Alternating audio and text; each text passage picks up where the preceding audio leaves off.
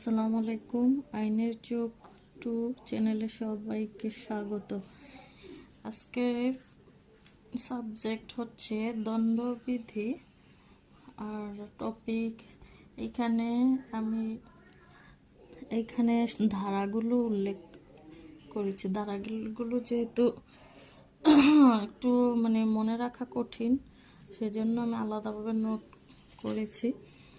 এই ধারাগুলো ধারাবাহিকভাবে আপনাদের সাথে শেয়ার করব। পরবর্তীতে যে টপিকগুলো আছে ওইগুলো আলাদা আলাদা ডিটেলসগুলো আমরা একসাথে আলোচনা করব। তো শুরু করছি 1897 এর 3-37 ধারা অনুযায়ী 1897 এর 3-37 ধারা অনুযায়ী অপরাধের সংজ্ঞা দণ্ডবিধি 379 ধারা চুরি একটি আমলযোগ্য অপরাধ।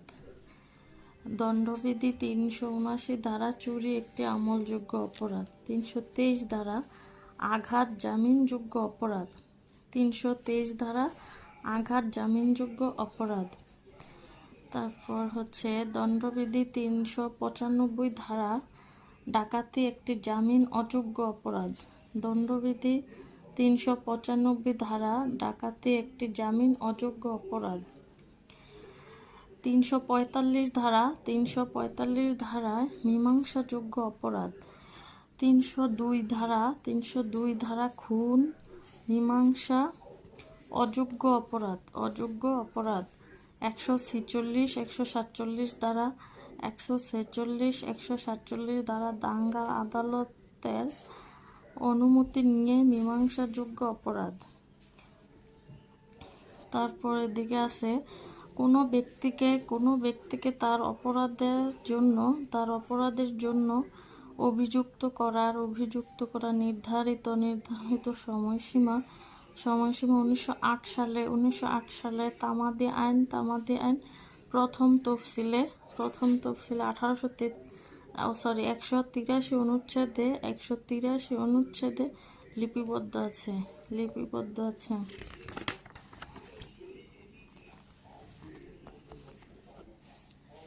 তারপর কত বছর বয়সের ব্যক্তি অপরাধ করলেও তা অপরাধ হিসেবে গণ্য হবে না, এর কোনো ব্যতিক্রম আছে কি? দণ্ডবিধি 82 ধারা অনুযায়ী